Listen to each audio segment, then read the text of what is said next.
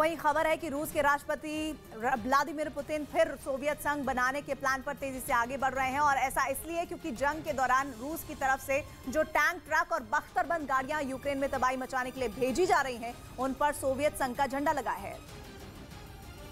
और इसी वजह से पुतिन का ये नया और खतरनाक प्लान पूरी दुनिया के सामने आ गया, जिसकी वजह से अब पूरी दुनिया दहशत में है, क्योंकि अगर ऐसा कुछ हुआ तो तीसरे विश्व युद्ध को कोई रोक नहीं पाएगा।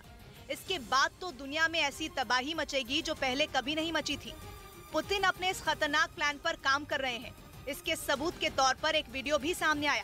उस वीडियो में पुतिन की सेना के टैंक और बख्तरबंद गाड़ियों का एक काफिला यूक्रेन के एक हिस्से में तेजी से दाखिल होता दिखाई दिया।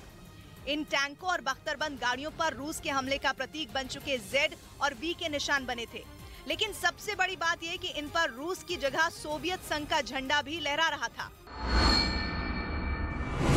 यानी साफ है कि पुतिन सोवियत संघ के पुराने दिन वापस लौटाने की कोशिश में जी जान से जुटे हुए हैं और इस झंडे के जरिए पूरी दुनिया को वो यही संदेश देना चाहते हैं। उस दौर में जब सोवियत संघ था तब भी सबसे बड़ा दुश्मन उनका अमेरिका ही था, और आज जब एक बार फिर वो सोवियत संघ का गौरवमयी इतिहास लौटाने की कोशिश कर रहे हैं, तब भी उनके प्लान में सबसे ज्यादा पलीता अमेरिका ही लगा रहा है। लेकिन पुतिन के तेवर से साफ दिख रहा है कि वो अपने सोवियत संघ वाले एजेंडे से पीछे नहीं हटेंगे। इसलिए दावे और पुख्ता हो गए कि राष्ट्रपति पुतिन फिर रूस को सोवियत संघ बनाने के प्लान पर तेजी से काम कर रहे हैं, क्योंकि 1991 से पहले रूस सोवियत संघ के नाम से जाना जाता था और जब सोवियत संघ टूटा तो उसके 15 हिस्से हुए, जो 15 देश बन गए, जिनमें ज्यादातर देश पश्चिमी देशों के इशारे पर रूस को आंख तक दिखाने से नहीं हिचक रहे हैं। यही वजह है कि पुतिन ताकत के दम पर दोबारा इन सभी 15 देशों को रूस में मिलाना चाहते हैं। दावा तो ये तक किया गया कि यूक्रेन पर हमले के पीछे की वजह भी यही है कि हालांकि इस जंग की एक बड़ी वजह नेटो भी है, क्योंकि यूक्रेन रूस के लाख मना करने के बाद भी नेटो देशों से नजदीकियां बढ़ा रहा था और इस संगठन में शामिल होने की तैयारी में था। और अगर यूक्रेन नेटो का हिस्सा बन जाता तो उसकी फौज रूस की सीमा तक पहुंच जाती, जो पुतिन को किसी भी सूरत में मंजूर नहीं था। खबर तो यह भी है कि पुतिन अपने इस प्लान के तहत आने वाले दिनों में कई और देशों पर हमला बोल सकते हैं, क्योंकि सोवियत संघ से टूटने के बाद और रूस के मना करने के बाद भी एस्टोनिया, लातविया और लिथुआनिया समेत कुछ देश नेटो का हिस्सा बन चुके हैं।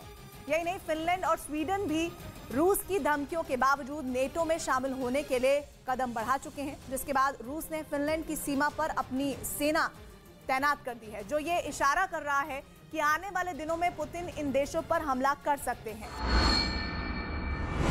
इस बीच जर्मनी ने रूसी कारोबारी एलिशर उस्मानोव की दिलबर नाम की एक लग्जरी यॉट को अपने कब्जे में ले लिया। इस कारोबारी को रूस के राष्ट्रपति व्लादिमीर पुतिन को बेहद उनका करीबी बताया जाता है और इसी वजह से जर्मनी ने उनकी सुपर यॉट को जब्त कर लिया, जो दुनिया की सबसे बड़ी यॉट बताई जाती है।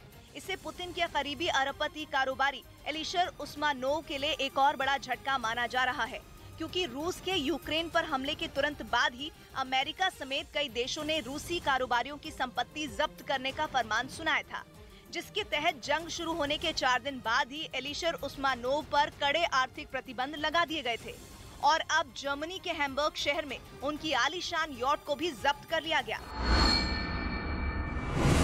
जिससे उन्होंने आर्थिक प्रतिबंध लगने से पहले एक ट्रस्ट के नाम कर दिया था, जो उनकी बहन चलाती है। लेकिन जर्मनी में यॉट को कब्जे में लेने के बाद अधिकारियों ने बताया कि असल में वो एलिशर उस्मानोव की है और करीब 36 यात्रियों और 96 क्रू मेंबर की क्षमता वाली दिलबर नाम की यॉट एक ऐसी लग्जरी नाव है जिसमें ऐशो आराम के लिए दुनिया भर की चीजें मौजूद है।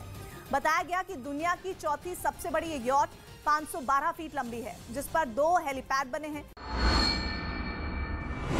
इसके साथ ही इसमें इतना बड़ा इंडोर स्विमिंग पूल बनाया गया है, जैसा अब तक किसी भी यॉट में नहीं बनाया गया। इतनी सारी सुविधाओं की वजह से ही इसकी कीमत भी आसमान छूती है। उस्मानोव की ये लग्जरी यॉट $700 मिलियन से ज्यादा की है, यानी भारतीय रुपयों में इसकी कीमत करीब 5,300 रुपए है, 300 करोड़ रुपए है। और इतनी महंगी यॉट के मालिक 68 साल के एलिशर उस्मानोव खुद दुनिया के सबसे अमीर लोगों की लिस्ट में 86वें नंबर पर बताए जाते हैं। तो वहीं यूक्रेन के राष्ट्रपति वोलोदिमीर ज़ेलेंस्की ने जर्मनी और हंगरी पर बहुत तीखा हमला बोला है। ज़ेलेंस्की ने यह तक कह दिया है कि लोगों के खून से पैसे बनाए जा रहे हैं। उनकी ये छटपटाहट इसलिए दिखी क्योंकि जंग के बाद से अभी तक यूरोप ने तेल और गैस खरीदने के लिए रूस को $3,700 करोड़ दिए हैं। और ये इतनी बड़ी रकम है जिससे किसी भी जंग का समीकरण बदल सकता है।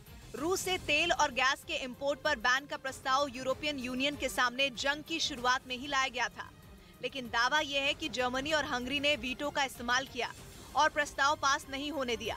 नतीजा ये हुआ कि यूक्रेन के समर्थन का दावा करने वाले यूरोप के देश रूस की जेब भर रहे हैं। इस बात पर ज़ेलेंस्की